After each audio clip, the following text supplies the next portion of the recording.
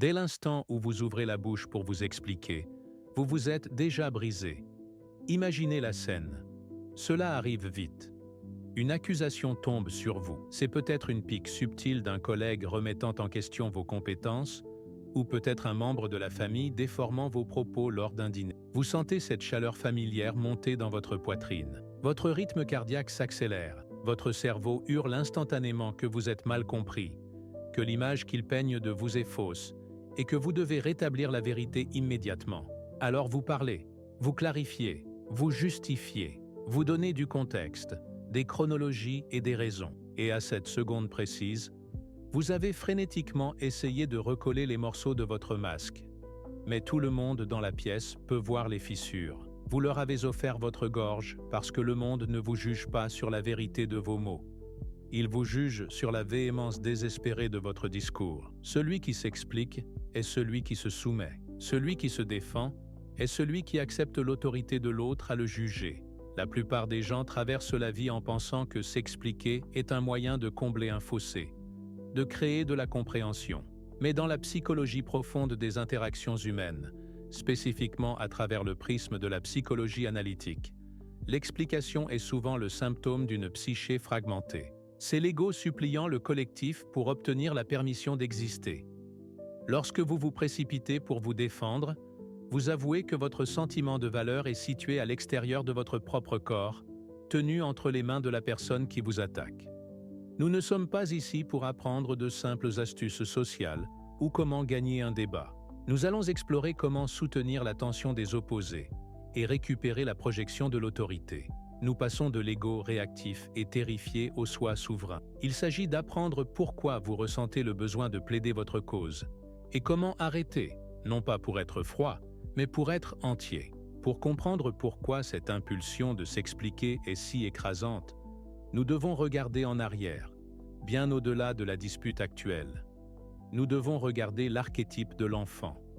L'instinct de défense ne provient pas de votre esprit adulte, il vient d'un endroit beaucoup plus ancien et primitif. Rappelez-vous quand vous étiez très jeune. Lorsqu'un parent ou un enseignant vous accusait de quelque chose, quelle était la dynamique? Ils étaient les géants, les pourvoyeurs, les sources de sécurité et de nourriture. Vous étiez petit, dépendant et vulnérable. S'ils étaient en colère contre vous, ce n'était pas juste un désagrément émotionnel.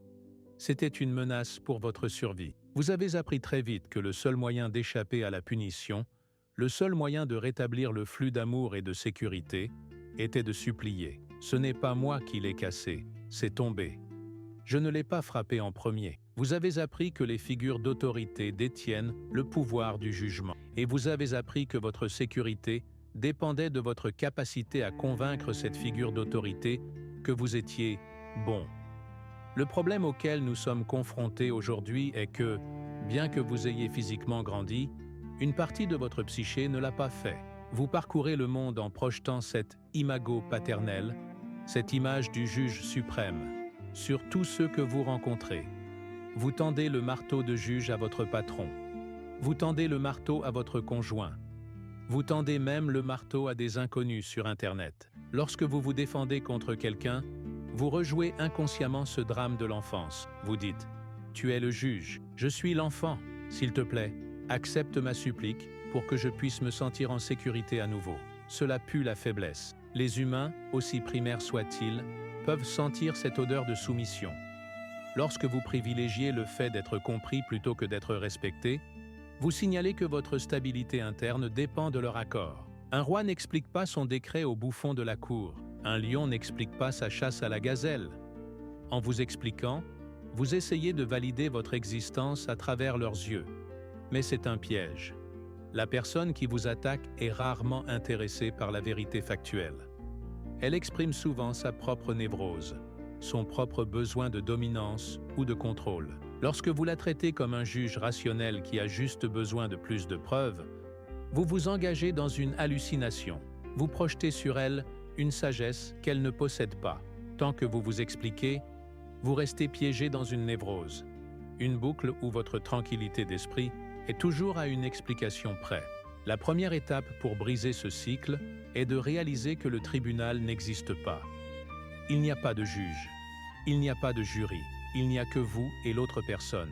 Deux êtres humains imparfaits, projetant leur réalité l'un sur l'autre. Une fois que vous retirez cette projection, une fois que vous réalisez qu'ils ne détiennent aucune autorité morale sur vous, leurs accusations cessent de ressembler à des sentences et commencent à ressembler à du bruit. Mais comment gérer l'énergie de ce bruit? Cela nous amène au premier grand outil de l'individu souverain, la capacité au silence abyssal. Ce n'est pas le silence passif de la victime qui a trop peur pour parler. C'est le silence actif et lourd du vase alchimique. En alchimie, le vase doit être scellé pour contenir la chaleur nécessaire à la transformation. Si le vase fuit, la pression chute et la réaction échoue. Lorsque vous êtes attaqué, votre impulsion immédiate est de fuir, de laisser échapper la pression en parlant, en ripostant, en expliquant. Vous voulez décharger la tension car elle semble dangereuse. Mais considérez ce qui se passe lorsque vous refusez de fuir. Imaginez le scénario. Quelqu'un vous lance une pique verbale. Il remet en question votre intégrité ou votre intelligence. Au lieu de sauter pour réparer cela, vous ne faites rien. Vous le regardez. Vous maintenez le contact visuel. Vous gardez un visage neutre. Vous laissez le silence flotter dans l'air pendant 4, 5, 6 secondes. Savez-vous ce qui se passe dans ce silence? C'est un vide psychologique. Les humains projettent leurs ombres sur des écrans blancs. Habituellement, lorsque quelqu'un vous attaque, il s'attend à ce que vous réagissiez pour fournir une surface sur laquelle son agressivité pourra atterrir. En restant silencieux, vous refusez d'être l'écran. Vous devenez un vide, vous devenez un abîme, et parce que vous n'acceptez pas son énergie, cette énergie n'a nulle part où aller, si ce n'est retourner à sa source. L'agresseur commencera souvent à s'effondrer dans ce silence. Il sentira la tension qu'il a créée rebondir sur lui. Il commencera à s'expliquer. Je veux dire, je ne voulais pas dire ça comme ça. Ou, pourquoi me regardes-tu? Il se mettra en colère ou sera confus, parce qu'il est soudainement forcé de faire face à son propre reflet dans votre silence. Cela exige que vous développiez le regard réflectif. Vous ne le fixez pas avec agressivité. Vous le regardez avec curiosité. Vous êtes témoin d'une manifestation de son esprit inconscient. Vous regardez passer une tempête sans sortir sous la pluie. Ce silence est le feu qui consume votre besoin de validation externe. C'est inconfortable, oui, mais cet inconfort est la sensation de votre propre pouvoir qui vous revient. Cependant, il y a des moments où le silence ne suffit pas, ou lorsque la situation exige des mots. Dans ces moments-là, nous ne nous défendons pas. Nous employons l'archétype du fripon. Dans la psychologie jungienne, le fripon, ou le bouffon, est une figure puissante, car il brise les attentes rigides de l'ego. Le bouffon peut dire la vérité au roi, car il ne craint pas le jugement. Il ne prend pas la hiérarchie au sérieux. Lorsque quelqu'un vous attaque, il essaie généralement de vous forcer dans une boîte binaire. Tu es mauvais, et je suis bon. Il veut que vous vous battiez pour prouver que vous êtes bon. Le fripon refuse entièrement ce jeu. Au lieu de nier l'accusation, ce qui la validerait comme sérieuse, le fripon embrasse l'absurde. On appelle souvent cela accepter et amplifier. Mais profondément, il s'agit de dissoudre la persona. Si quelqu'un vous accuse d'être un monstre, la personne défensive dit « Non, je suis quelqu'un de gentil ». L'individu souverain, canalisant le fripon, pourrait hocher la tête et dire « Tu n'as pas idée, je suis souvent surpris par ma propre noirceur. C'est un miracle que quiconque me supporte. Qu'avez-vous fait ici? Vous avez été d'accord avec l'ombre. Vous avez refusé de vous identifier à la persona du bon. Cela rend leur attaque inutile. Ils voulaient bien vous faire honte, mais on ne peut pas faire honte à quelqu'un qui ne se cache pas. En exagérant l'accusation jusqu'à l'absurde, vous effondrez la polarisation. Vous leur dites « Je n'ai pas peur d'être le méchant dans ton histoire ». Cette approche nécessite une certaine légèreté d'esprit. C'est la réalisation que votre identité n'est pas un vase en cristal fragile qui doit être protégé, mais une rivière fluide qui peut changer de forme. Lorsque vous riez d'une insulte, vous dissolvez la dynamique de pouvoir. Vous vous positionnez comme l'adulte regardant un tout-petit faire une crise de colère. Vous ne discutez pas avec le tout-petit. Vous êtes amusé par le drame car vous savez que vous êtes en sécurité. En allant plus profondément dans l'interaction, nous passons du bouffon à l'analyse. C'est la technique du renvoi de la projection. Dans une conversation défensive standard, vous acceptez le rôle de l'accusé. Il demande « Pourquoi as-tu fait ça ?» Et vous répondez. Il demande « Pour qui te prends-tu » Et vous répondez. Celui qui pose les questions tient le cadre. Celui qui répond perd du statut. Pour briser cela, vous devez placer mentalement un miroir entre vous et l'agresseur. Vous devez le voir non pas comme une menace, mais comme un patient sur un divan. Vous arrêtez de vous engager avec le contenu de ces mots, les détails spécifiques de ce que vous avez fait ou non, et vous commencez à analyser l'affect, la charge émotionnelle derrière ces mots. Si quelqu'un vous hurle dessus parce que vous êtes en retard, le défenseur parle de la circulation. L'analyste demande « Il semble que cela te perturbe profondément que je ne suive pas ton emploi du temps. Pourquoi cela ?» Ou « Je remarque que tu élèves la voix pour faire passer ton message. Est-ce que cela fonctionne habituellement pour toi ?» Notez le changement. Vous ne défendez plus vos actions. Vous enquêtez sur sa stabilité. Vous le forcez à faire son propre travail de l'ombre en temps réel. Vous demandez effectivement « Quelle voix entends-tu réellement en ce moment ?» Parce que ce n'est pas la mienne. C'est incroyablement désarmant. Cela place un champ de force verbale autour de vous. Vous reconnaissez le son qui sort de sa bouche. Mais vous n'acceptez pas le colis. Vous le retournez à l'envoyeur. Vous dites « Cette colère t'appartient. Je ne la porterai pas pour toi. » Lorsque vous vous défendez, vous vous portez volontaire pour porter son bagage émotionnel. Lorsque vous analysez, vous laissez le bagage à ses pieds. Mais que se passe-t-il lorsque l'accusation est vraie? Que se passe-t-il lorsqu'ils touchent un nerf parce qu'ils ont raison? C'est là que se produit le changement le plus profond. C'est l'intégration, ou ce que nous pourrions appeler la technique du brouillard. L'esprit névrosé se défend parce qu'il essaie de maintenir une illusion de perfection. Il croit que s'il admet un défaut, il sera détruit. L'individu intégré sait que les humains sont imparfaits et n'a donc rien à cacher. Jung a dit un jour « Aucun arbre ne peut pousser jusqu'au ciel si ses racines n'atteignent pas l'enfer. » Vous devez accepter vos racines. Lorsque quelqu'un vous accuse d'un défaut, tu es égoïste, tu es paresseux, tu es désordonné, la réponse défensive est de nier. La réponse intégrée est d'accepter la vérité partielle sans accepter la honte totale. Ils disent « Tu es égoïste ». Vous les regardez dans les yeux et dites « Parfois, je dois prioriser mes propres besoins. » Oui, ils disent « Tu as gâché ça. » Vous dites « Tu as raison. J'ai mal géré cela. Remarquez ce qui manque. » Il n'y a pas de « parce que ». Il n'y a pas d'excuse pour votre existence. Il n'y a qu'une reconnaissance calme des faits. C'est comme une pierre tombant dans un banc de brouillard. Il n'y a pas de bruit sourd, pas d'impact. Elle disparaît simplement. En étant d'accord avec le fait, vous volez leur élan. Ils poussent Khan contre une porte qu'ils s'attendent à trouver verrouillée. Lorsque vous ouvrez la porte, ils tombent face contre terre. Mais la nuance ici est critique. Vous séparez votre comportement de votre identité. « J'étais en retard » est un comportement. « Je suis une personne irrespectueuse » est une identité. Vous assumez le comportement, mais vous refusez l'identité.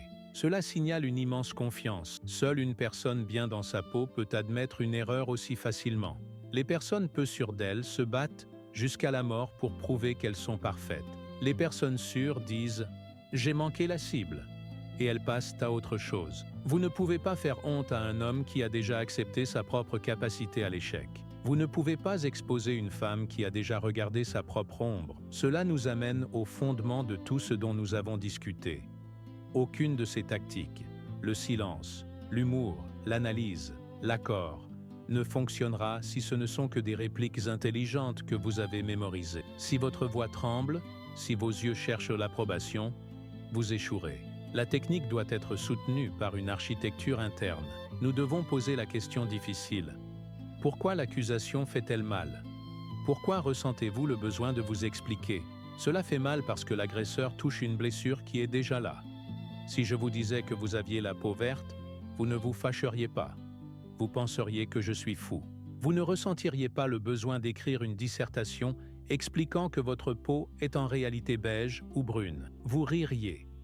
Mais si je vous dis que vous êtes un raté et que vous vous précipitez pour vous défendre, c'est parce qu'une partie de vous soupçonne que je pourrais avoir raison. Le conflit externe est simplement un miroir d'un conflit interne. Vous ne vous disputez pas vraiment avec moi.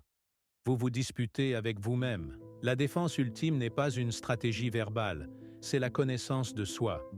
C'est ce que Jung appelait le travail de l'ombre. C'est le processus consistant à regarder dans sa propre obscurité, à assumer ses propres défauts et à accepter les parties de soi que l'on a repoussées. Si vous savez que vous êtes capable de cruauté et que quelqu'un vous traite de cruel, cela ne pique pas.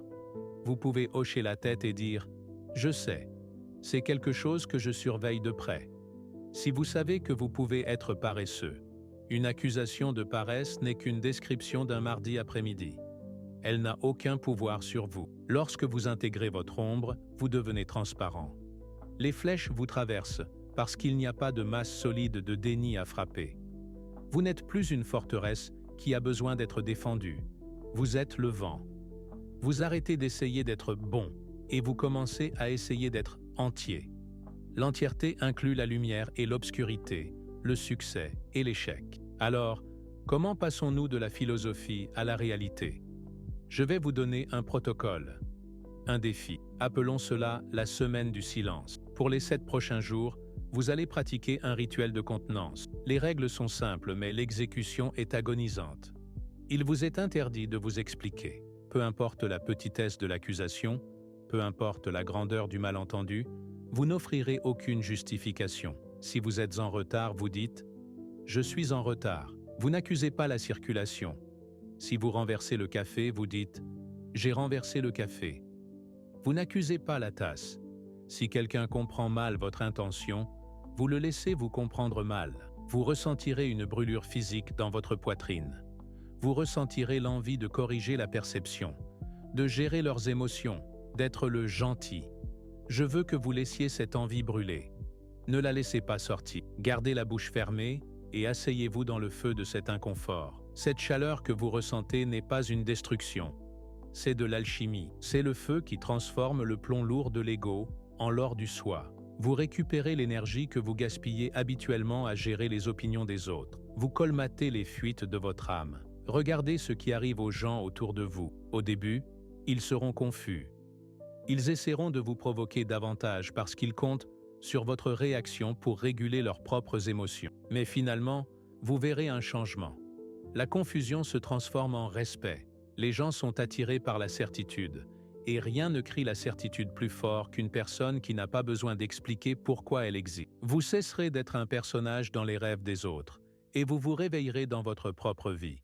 C'est le chemin de l'individuation. C'est la réalisation que je ne suis pas ce qui m'est arrivé. Je suis ce que je choisis de devenir. Le monde essaiera de vous ramener en arrière. Il aime la réaction. Il aime le drame du procès. Ne lui en donnez pas. Gardez votre mystère, gardez votre pouvoir, gardez votre silence. Tant que vous ne rendrez pas conscient le besoin inconscient de validation, il dirigera votre vie et vous appellerez cela le destin. Sortez de la fatalité de l'enfant et entrez dans la destinée du souverain.